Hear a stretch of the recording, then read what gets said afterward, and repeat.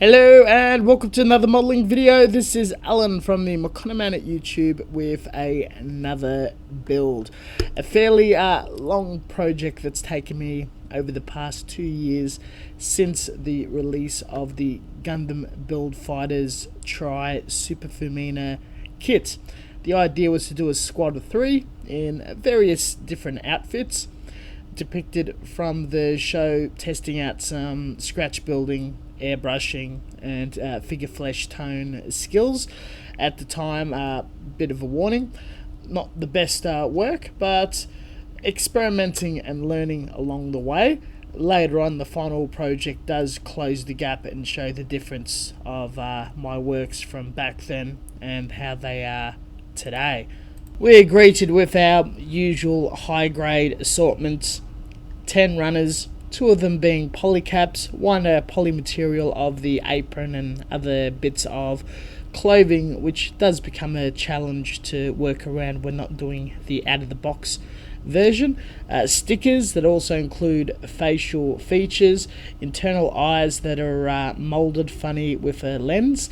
The face doesn't quite work out. This is Bandai's first attempt at doing a model kit figure, which to this day, looking back, they've improved upon and done various experimentations. Still not quite holding up to the work coming out of Bakir and other manufacturers, though there is a large difference and divide in price. My first build is straight away a modification, and due to some of the flexi material, my choice of putty is 2-part epoxy green stuff. Has a bit more flex opposed to other epoxies where they're rigid like Tamiya or Milliput. This was able to be worked over the apron by applying super glue to make it quite rigid and adding the material, extending hair, enlarging the breasts a bit, as well as cutting down the made frills at various parts of the costume, the legs, the arms, the sleeves, and recovering it up with the putty, sanding it down and reworking it with more of a liquid or seam line filling putty.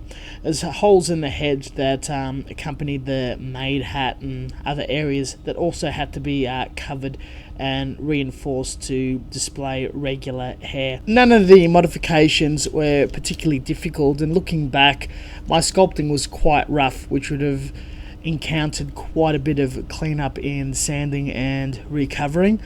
I feel that fairly more efficient at this process, but just encountering where I cement, where I cover putty, designing it to depict the school uniform as per the first image as reference in this picture was not much of a challenge, and just required a bit of foreplanning once the kit was assembled and what parts are being changed, and especially the scheme to depict the image overall from the scratch building modifying I've already done. Once all of that was done and I polished it and primed it various times through sanding and rattle can microfilling putty, we got a fairly ideal look. The buttons on the outfit was just chopped styrene, sanded back. This is also early on when I was experimenting with shading and painting. The priming stage was okay, and the colour modulation was far too heavy for a figure or mecha musume, where it would have looked far more appropriate and interesting on a kit.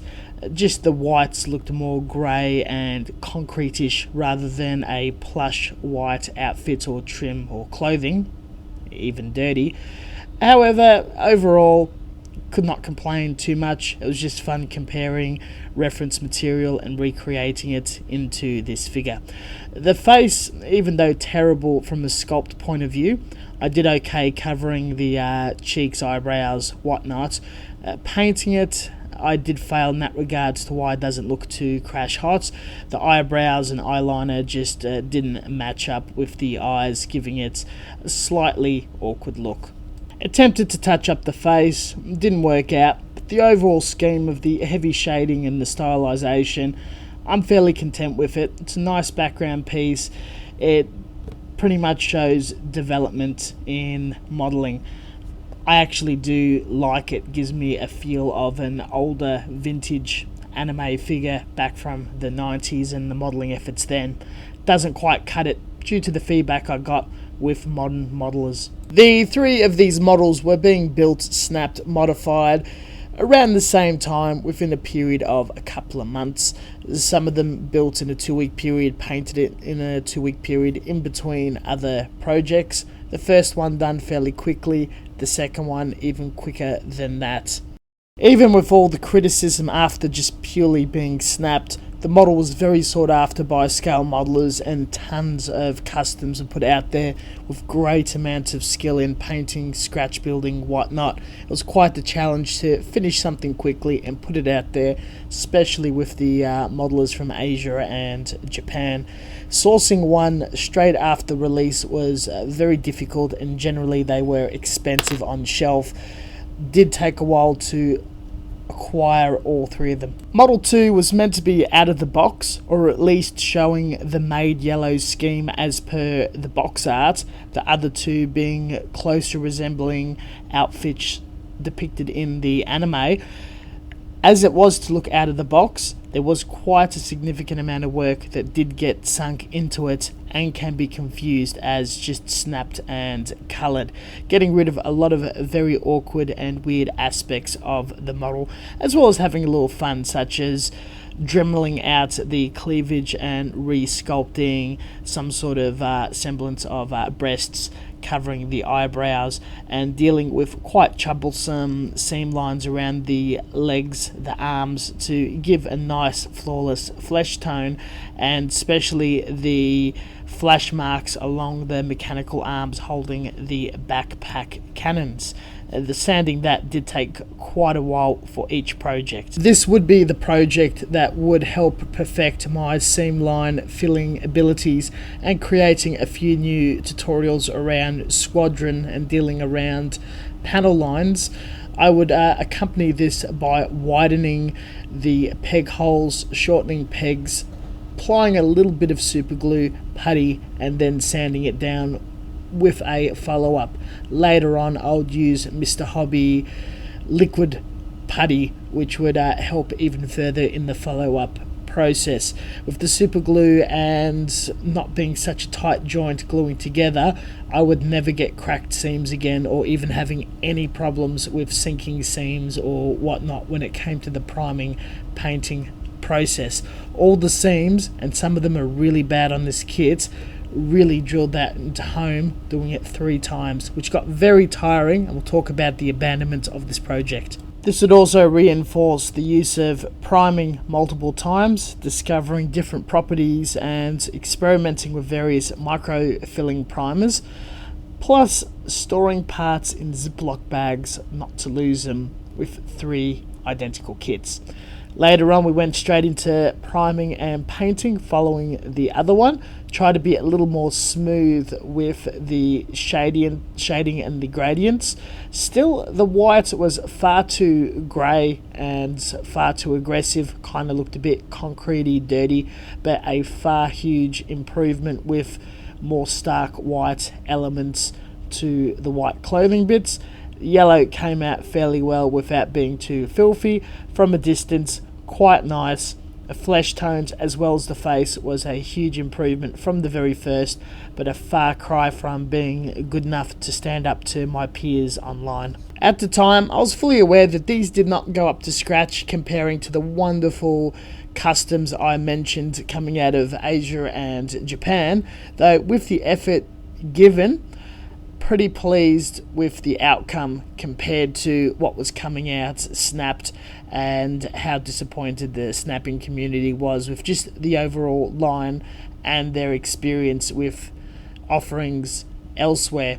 Looking back now, I could see why I was fairly pleased with it, and it still stands up today as a decent effort, but got to at least acknowledge where I've grown and improved, as well as the flaws and where I was going wrong.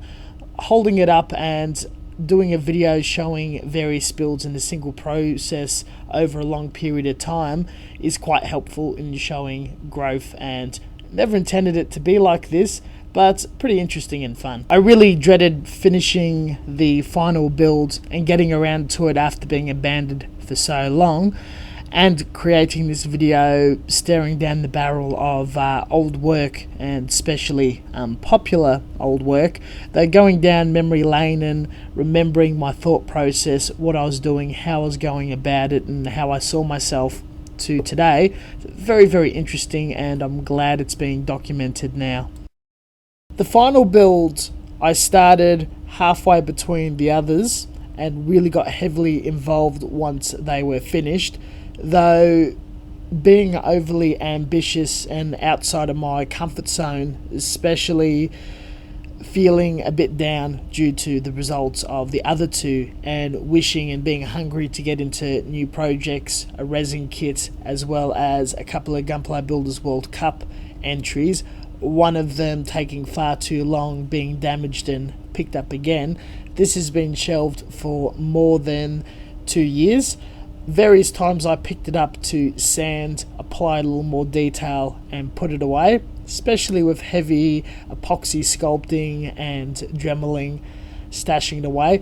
This year I picked it up and just decided to get this done, as various other projects have been shelved for a long time, and wrap it up for newer ones. As you can guess, the sexy sports outfit that is regularly portrayed in the show, it is a completely different structure from the actual kit itself, being a very puffy and frilly made outfit. There was quite a few issues with proportions of the torso, the hips, the midriff, which is tiny under the apron, and having to cover everything in putty, sanding it back and just getting basic armature before I could move forward, especially slimming down the arms, as a lot of the articulated joints are anchored in the made function of the clothing, such as the frills and whatnot. So this involved cutting, filling with putty, cutting further so we can have it as slender as humanly possible, still giving it articulation, still making it into a figure, though it's still a Gundam thing that flies around and shoots like a robot. The burnout was absolutely evident with how often I put it down, picked it up, primed it, looked for mistakes, filled it with putty and sanded it back. This was also an interesting time where I practiced and applied multiple and many different forms of putty and products that furtherly developed my scratch building, sculpting, sanding process, and settling down with products that I really like. Some of the pink patches you will notice is automotive bog filler, which attaches quite nicely, but sometimes can be overly warm and soften the plastic for long periods of time. Later I found that it would be more efficient on resin that could chemically bite into it. Near the end of this project recently, that's when I really fell for the Mr. Liquid Putty to do follow-up stuff, where holes and bumps is so fine the velocity can really creep into anything and doesn't shrink like primer. You're able to sand it back, put a light coat of primer, and you've got a nice equal surface that doesn't really shred up that easily. This also sped up, led to the tutorial on polishing, use of sandpaper, multiple sandpaper, and developed the skills that were required for attempting the Cube project in scratch building, 3D printing, and getting that mirror gloss finish. It's just, I can't describe enough how these three kits is instrumental in developing certain mindsets and getting over hurdles to where I'm roughly at today, and being shelved and not shared. Again, really glad I'm finishing this video right now at the editing stage, even though the project is just not that popular, even with myself. In the last few weeks, I finally applied the last amount of putty, sanding, defining features, and decided to just get straight into the painting. Pretty much my current method of shading and blending colours. The whites are stark white with a slight shadowing from the grey, as well as the other colours just matching together through masking and lacquer painting. stark difference from the other two. 3-tone of blue, yellow and red for the shields, still matching together, though a fairly more appropriate way of where shadows are cast, where lights are highlighted, and most importantly the face and the flesh tones. With a few garage resin kits and a couple of frame arm girls under my belt, even though the face is not that great, it is a stark, huge improvement that I'm happy to display. With my hand on my chest, I can honestly say I'm pretty pleased with this version and output. The mistakes, besides a tiny flaw in masking, is reasonably not so noticeable, yet it still blends in with the other two, and thus the Fumina Build Fighters Try squad is finally finished and can be put to rest, not appearing as a folder on my editing group, or pretty much haunting me in my pile of stuff to finish and build. Something I can put to rest now and focus on future projects in 2019 and further, especially with some of the big 3D printing, digital sculpting and salt mine garage kit creation. Funnily enough, sharing this current picture on their usual social media platforms and in my galleries, been receiving fairly pleasant feedback, comments, whatnot. Thank you very much for watching. As always, until next time, stay tuned for further content. Check out down below for our usual social media links, galleries, all that sort of jazz. We post once a week on this channel. Happy to answer any questions that are formed as a question in the comment section or anywhere else. Catch you guys next time. Stay tuned for further content. See you later.